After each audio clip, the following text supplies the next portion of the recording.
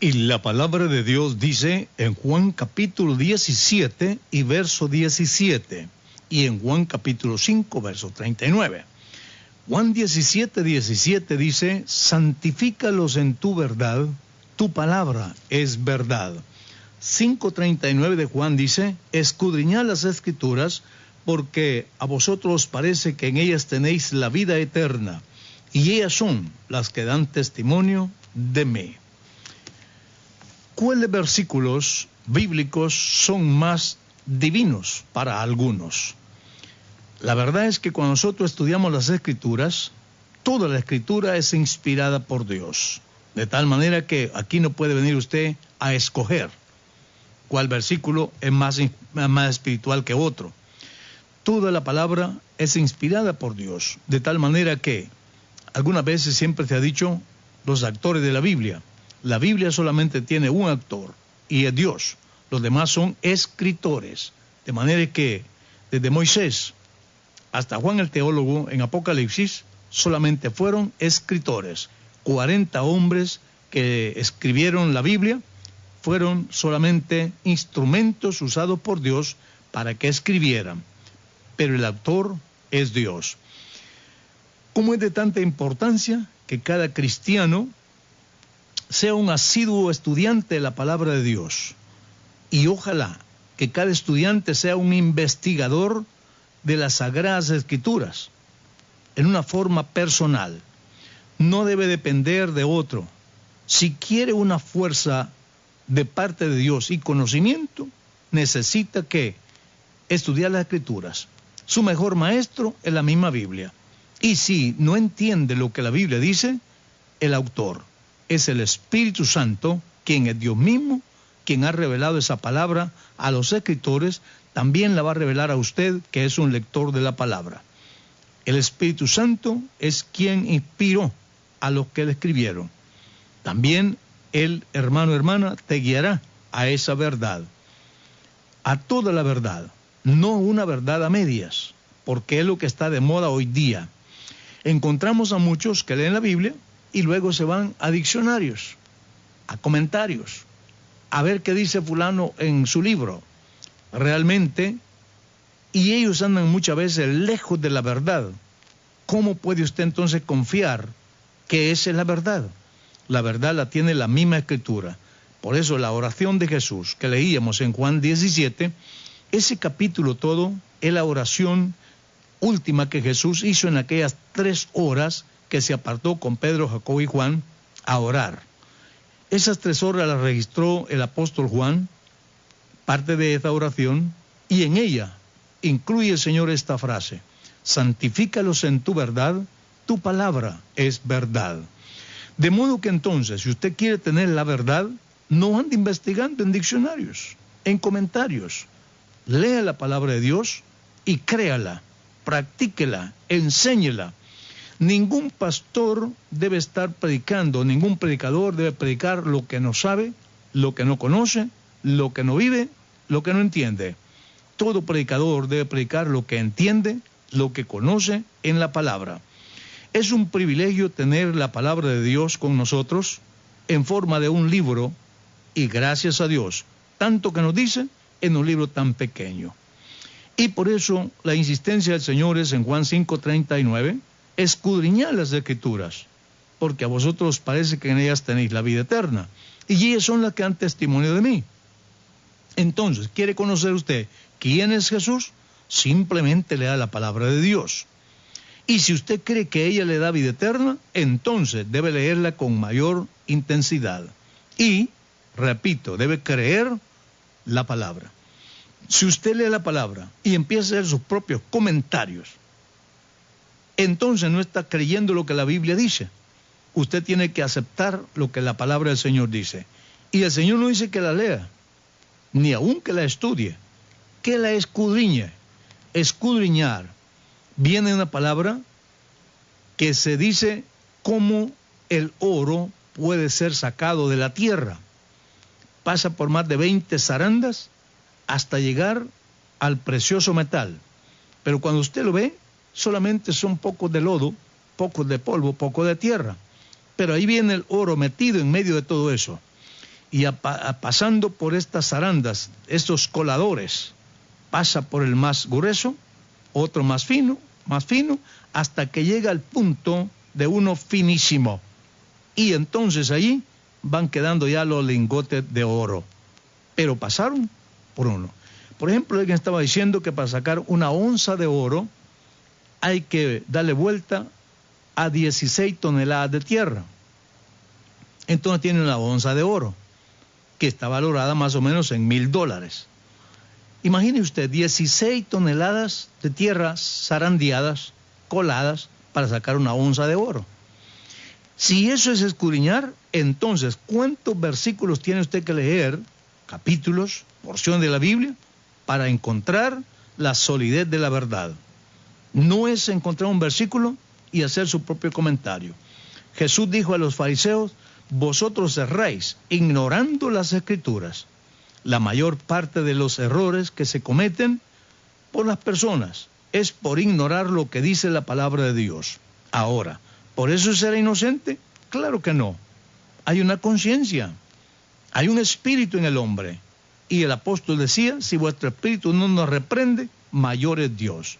Si tu conciencia ya está muerta y no siente nada, tu espíritu te está diciendo dónde estás y qué estás haciendo. El apóstol San Pablo decía que toda la escritura es inspirada por Dios y útil para enseñar. 2 Timoteo capítulo 3, 14 al 16. Toda la escritura es inspirada por Dios. No se puede rechazar parte de ella. Es útil para enseñar. Según esta porción, no es de aceptar esta parte sí me gusta, esto no me gusta, esta me gusta, esto otra no me gusta. Escuché en una ocasión a un hombre que se la llevaba de inteligente y era lo que menos tenía, porque él dice: es que cuando uno lee la Biblia es como que está comiendo pescado, uno va escogiendo entre ellas, así como la carne del pescado en medio de todas las espinas. ¡Qué locura realmente! ¿Quién le ha dicho que la palabra de Dios va a rechazar esta parte y esta no? ¿Quién es usted para que haga esa división? La palabra de Dios debe aceptarse en una forma plenaria, no parcial. La revelación es plenaria de la Escritura. Por tanto, aunque no le guste un versículo, es la palabra de Dios. Y si no le gusta, por algo es. Pero la palabra de Dios es para instruirnos, para enseñarnos. En esta carta a Timoteo 3:14 al 16, el apóstol está hablando de una escalera ascendente. Primero, la palabra de Dios es inspirada. Toda persona que acepta que la palabra de Dios es inspirada por Dios, la respeta. No está argumentando, porque a Dios no se argumenta, a Dios no se cuestiona. Es de aceptar lo que Él dice, le guste o no le guste. Entonces debe aceptarla. Y si no lo acepta, está bien. Yo no voy a pelear con nadie por eso. Lo deja. ¿Por qué? Dice Génesis capítulo 6, que Dios no discute con el hombre. Claramente, ¿por qué? Mi espíritu dice no contenderá con el hombre, porque el hombre es carne. Y él solamente piensa en las cosas de la carne. Entonces, si usted no quiere aceptar la palabra, está bien. ¿Quién pierde? Es usted mismo. Pero si usted lo acepta y acepta la inspiración de la palabra de Dios, entonces la Escritura es útil para enseñarle, redarguirle. Eso significa traerlo al presente y a su consciente y aceptar la palabra de Dios. Luego, instruye, corrige la palabra de Dios. El apóstol Pedro dice que la palabra no fue traída por voluntad humana, sino por inspiración del Espíritu Santo. 2 Pedro capítulo 1, 19 y 20. La voluntad humana estaría buscando su propio bien, su propia justicia, ocultando sus propios errores, como siempre hacen los historiadores. Ocultan sus errores y sacan todo lo sobresaliente de su vida. ¿Por qué? Se avergüenzan de su situación. Pero la palabra de Dios no es así. La palabra de Dios saca los errores del hombre y saca lo bueno que ha hecho. Usted encuentra, por ejemplo, hombres importantes. Vemos a Abraham. Abraham cometió un error bastante tremendo, que Dios lo llama para la tierra de Canaán, y en una hambruna que hubo se va para Egipto. ¿Quién lo está mandando para Egipto? La necesidad lo llevó para allá, pero Dios no lo ha mandado para allá. ¿Y cuál fue el error que cometió? Allí lo lee usted, el error. Abraham. Así va viendo usted uno por uno. Moisés también cometió sus errores. Y un error más grande fue no santificar al Señor frente a la congregación y diciéndole al pueblo que Él iba a dar el agua a la congregación, cuando no era Él, sino que Dios. Error de Moisés. Y por eso no entró a la tierra prometida, porque no glorificó el nombre del Señor, sino que se glorificó a sí mismo él y Aarón. Así que entonces ahí encontramos el error. Bueno, si Moisés hubiera escrito tal vez algo de él, no hubiera sacado esos errores. ¿Por qué? El hombre se apena de sus propios errores. Pero el Señor saca lo positivo del hombre como también lo negativo. De tal manera que la Escritura es así. Es un espejo, y el espejo del alma, donde usted puede verse correctamente, y cuando usted la estudia, es precisamente eso. Es como que usted está frente al espejo y no está viendo su físico, está viendo su alma, su corazón, su mente, cómo anda por allí. Y por eso es que algunas veces cuando predicamos en la iglesia, predicamos bajo la unción del Espíritu de Dios, hay muchos hermanos que salen un poco molestos, diciendo, eso por mí lo dijo. Alguien se lo fue a decir lo que yo soy, lo que yo he hecho. No, es la palabra que está llegando allí, porque la palabra es espíritu y es vida. La palabra de Dios no es simplemente letra de tinta sobre un papel en blanco. La palabra de Dios es espíritu y es vida. Eso lo dijo Jesús. De tal manera que el espíritu redarguye, el espíritu hace sentir. Aun cuando estamos predicando la palabra de Dios, hay personas inconversas que no son cristianas en el culto, Dios está tratando con ellos por su espíritu y llegan a aceptar en el error en que están y reconocen su situación. No simplemente es que el pastor los convenció. Hay pastores que empiezan ahí a rogarle a la gente, pase adelante, mire aquí, mire allá.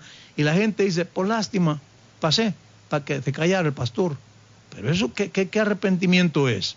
El arrepentimiento es genuino cuando la persona ha sido tocada por el Espíritu de Dios, no simplemente por la oratoria del predicador, no solamente por que él es buen exponente de la palabra.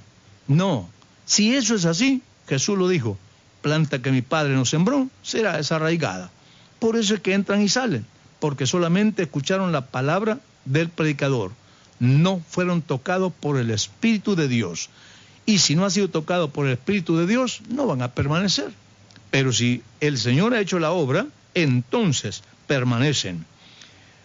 Para ti, hermano o hermana, ¿cuál es el versículo más inspirado en la Biblia?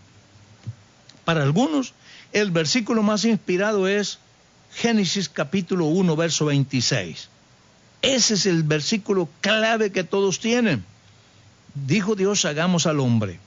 Y todo lo que había hecho, cielos, tierra y todo lo demás, no le importa. Solamente te han clavado los ojos en un versículo. Cuando debe estudiar la Biblia, el texto completo. El texto completo. ¿Y cuál es el texto completo? Génesis 1, del versículo 1 hasta el capítulo 2, verso 7. Ese es un solo texto. Entonces, ¿quiere entender qué significa Génesis 1:26? Vea todo el tenor del texto y allí va a entenderlo. Isaías 6:8 es otro versículo que a uno les gusta, cuando dijo el Señor, ¿quién irá por nosotros? Y dice que aquí dijo el Señor esta palabra, y fueron los serafines que lo dijeron, porque alrededor del Señor habían querubines y serafines, y ellos son los mensajeros en la hora. Para otro, Mateo 3:16, donde Jesús está siendo bautizado, y el Espíritu fue manifiesto allí, en una sombra que vio Juan. Y dicen que ahí están los tres, Jesús en el agua, el Espíritu que viene y el Padre que habla en el cielo. Son composiciones, cuando Dios es uno en el sentido numérico. Dios es uno. Pero para muchos estos son los únicos versículos que se pueden. Pero la Biblia es la palabra de Dios, desde el primer versículo hasta el último versículo. Es inspirada por Dios. Y por eso tenemos que decir, realmente, Dios es uno y uno es su nombre. Y ese nombre